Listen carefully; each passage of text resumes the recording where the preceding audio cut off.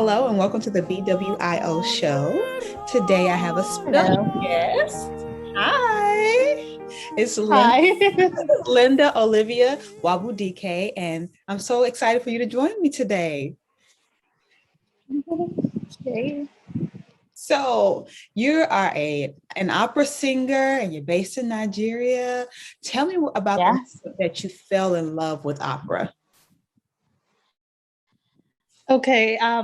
Well, that moment happened when I was in my third year at the university. I was studying to be in I was studying electronic and electrical engineering. And before then, I've always loved singing. I grew up listening to several CDs of pop singers, Afrobeat singers, and Nigerian pop music and things like that. So, but my music education was almost non-existent because where I grew up, I attended public schools, and the schools I attended did not offer music as part of the curriculum. So, yeah, the little I knew was from my church choir. And I was in my third year thinking I was going to major in telecommunications. But that day I had just come back from lectures and I wanted to just chill and listen to some music on YouTube. And then I saw this video recommended, which was a video of Linton Price singing VC Darte. Yeah, that was the moment for me. She was fantastic. She was just fantastic. And before then, I did not know what an opera was, or I did not know any opera singer, and I wasn't familiar with the Italian language, so it was all new to me. And so I just got mesmerized by this voice, and I kept watching different renditions of that aria and watching other videos recommended for me. And then I saw this one of Renee Fleming singing Casta Diva, and I was like, I have to find out about this kind of music. No, what's happening? What's this? And I took the music, the videos to my choir director in school because I sang with my school choir. And my choir director was like, okay, Linda, this is a whole new ball game. If you want to learn how to sing like this, you would have to take music lessons, learn about music theory, and move to Lagos to find the Musical Society of Nigeria, because they are one of the few schools in Nigeria that teach this kind of singing. And yeah, I felt that at least there's hope. And so I kept doing my research. And by the time I graduated, I graduated with a second class opera, but I had watched several operas and several concerts and several arias on YouTube. And I just wanted to start. Music had already had my heart, and I just wanted to start learning as soon as I could. And that was what I did. So, yeah. That's amazing. I love the determined spirit. Like that determined spirit. You're very much like me, because when I started singing, it was the same thing. I told my choir director, okay, really? Yes, teach me. And he did. I was very, very lucky. Wow. So I love that determined spirit. And you had to move from your home. So where were you living originally? I grew up in the southwest part of Nigeria, in Ogun State, a very remote area. And yeah, Lagos is like the big part of Nigeria. A lot of things happen there. So yeah, it's where most people dream of going. So if anything is happening, if anything is bubbling, and it's most probably going to be happening in Lagos. So yeah, Lagos has a lot of museums and a very, very good art culture and things like that. So yeah, Lagos, I wanted to go there and find museum, and that was what I did. Oh, that's amazing. So since we're talking a little bit about it already, I would love to hear about classical music in Nigeria. Like how's your experience been, especially you having to move to an entirely different city? I mean, I'm sure it's like hours away and learning this type of art for yourself. Like how was that experience for you learning classical music in Nigeria? Well, this question is really important for me because when I started my campaign, the campaign I'm running, a lot of people kept sending me messages like they did not know that people studied classical music in Nigeria and there were opera singers in Nigeria. And so I want to say it has been happening for quite a long time. And since the advent of Christianity and colonization in about the mid-19th century, we had a lot of Christian converts being taught Western classical music repertoire, how to use Western classical music instruments and things like that. And they were also taught how to compose. So Nigerians have been composing for quite a long time. We have fantastic composers like Fela Showande, Akin Yuba, and these people influenced and trained the wonderful composers we have today, like Shivon Waji and Ayo Oluranti. And they formed what we know now as the Nigerian classical or Nigerian art music. They got opportunities to study in colleges outside the country, and they used the composition techniques they learned in their colleges and experimented on our Nigerian themes and melodies and created the Nigerian art or classical music. And so in 1983, Museum was created by a group of distinguished people who wanted a place where people can enjoy and perform classical and contemporary music in Nigeria. And they created a school of music where adults and children were taught how to play instruments and prepared for international and local music exams. And that has been happening. They have the Museum Choir, the Museum Symphony Orchestra. They have lots of fantastic choirs in Nigeria, and they don't just sing Nigerian classical music, and they sing a lot of Western classical music too, and go for competitions and win awards. And so studying, Museum has the school, the Diploma School of Music, which I attended. It's a 2-year program fully sponsored by the MTN Foundation, and it was an opportunity for people like me from disadvantaged backgrounds to learn music theory. It's set like a conservatoire where most of what you do is practical based. So we did operas and we had voice lessons and things like that, and history lessons. And that has been happening since 2006. And I went through that program between 2017 and 2019. And it was a museum. I was in my first opera because my teacher, Mr. Joseph Oparamanike, he created this opera company called the Comic Opera House. He created it in 2015, and that's still the only opera company we have in Nigeria presently. And he started doing so many operas. We started with L'Elisir d'Amore in 2015, and it was a huge success. The Nigerian audience really loved it. And the opera company was launched in 2016 with the performance of Don Pasquale. And there have been so many others. We do about 3 or 4 operas every year. Wow. And yeah. So what was your first opera with the company?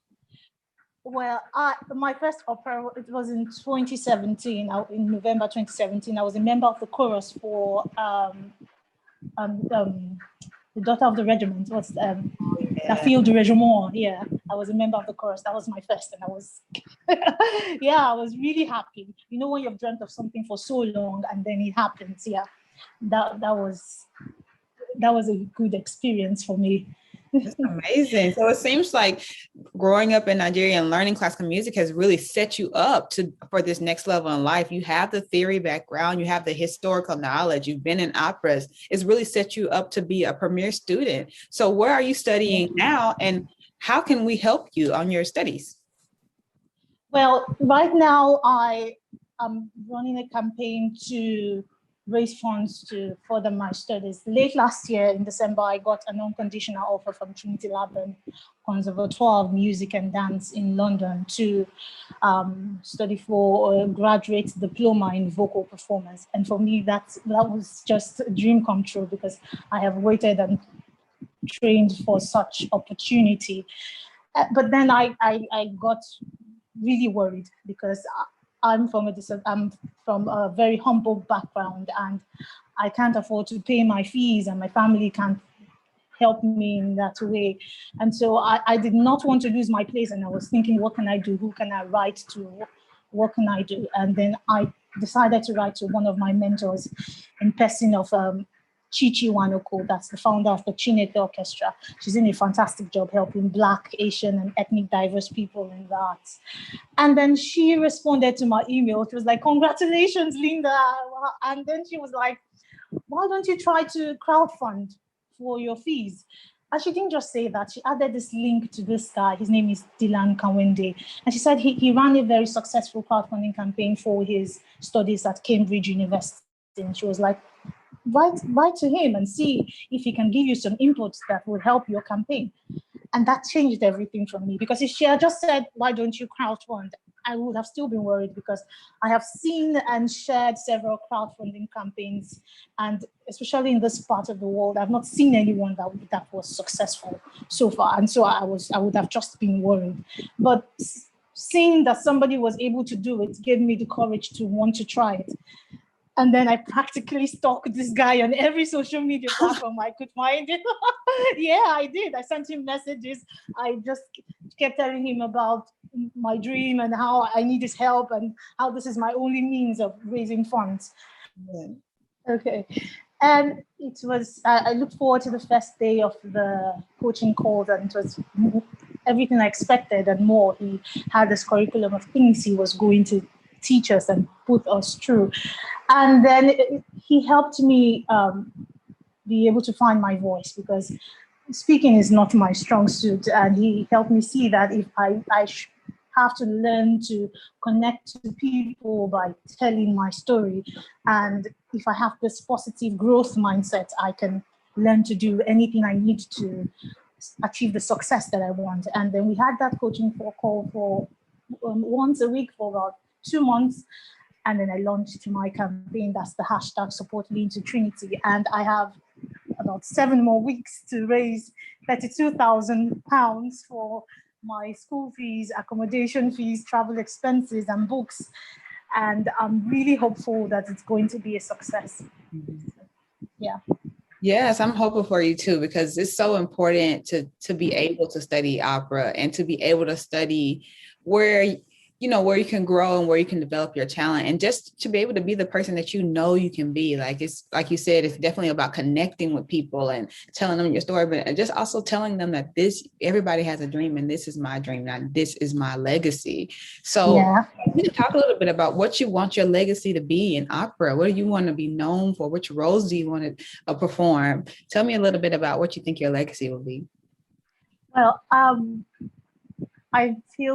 want my legacy to be fostering the next generation of opera singers, because I say that because there are so many people with so much talent here, and what we lack is access to good training. So the best we can get is what Muson gives us. That's the diploma in music, and we can't apply to Nigerian universities because the way music is taught, it's taught as a research-based course or theory-based. So they produce good musicologists and composers, but the curriculum doesn't quite suit those of us that want to be performers. And so we have no choice than to apply to schools outside the country. And getting good training is really an issue. And I want to be that person that helps groom the next generation of opera singers and give them all I want to learn in Trinity Lab and my further studies is so that I can be able to give back, because so many people here need help. Right now, I'm not the only classical singer, Nigerian classical performer that has an offer. I know about 8 people, and we are all struggling, trying to find ways to raise funds, and it's really a huge challenge. And as regards singing opera, yeah, there are various roles that I dream of singing, like Aida, and yeah, several roles. I want to sing many operas. I really want to start singing. I can't wait to start singing Verdi's repertoire, but I know I'm still too young for that. I have a lot of things to learn. Yeah, yeah. So I love Verdi's operas. I love. Mm-hmm. And I want to inspire people. I want to be that person that inspires people to reach for more, because I grew up in an environment where the economic situation is just too bad that you just want to relax and just settle for what you see in front of you. But if a girl like me that grew up in a remote area like Dalimo Songwater in Ogun State can get admitted to Trinity Laban and go there to study and possibly sing in different opera houses in the world, then everybody can, like Nadine Benjamin says, everybody can. And I just feel what we need is opportunities.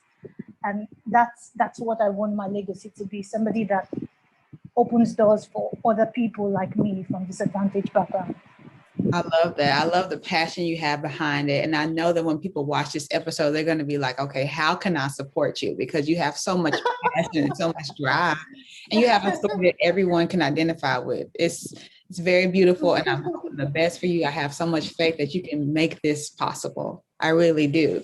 Where can people donate? Where can people find you? What's the best way that they can support you? Yeah, so you can find me on my social media handles. I'm on Facebook, on LinkedIn as Lynda Olivia Nwabudike. My Instagram page is lynda.olivia, and my Twitter handle is Olivia Lynda, at Olivia Lynda. And my links, the GoFundMe link, you can find it in my bio in all these pages. And you can also you can go on YouTube and watch a lot of Nigerian classical musicians perform and see how much talent we have. And if you want to support us in any way, please reach out. And you can find some of us also on at Nigerian Classical Musicians page on Instagram. So, yes, you're going to get some very amazing music, some very beautiful music. Lynda is an amazing, amazing singer, and you're going to definitely want to support her. So make sure you go follow her on all the social media accounts, guys. Yes, please. Yes, please. Yeah. So this is my last little staple question. And I wanted to know, if you could write an opera, what would it be about? Okay. Well, it's going to be a comic opera.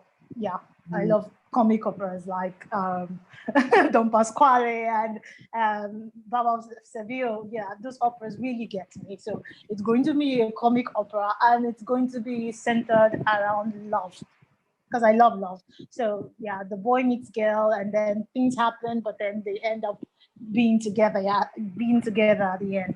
And it's most probably going to be in my dialect, that's Igbo. Yeah, I want to be able to compose an opera in my language. Yeah, so that's what it will be about.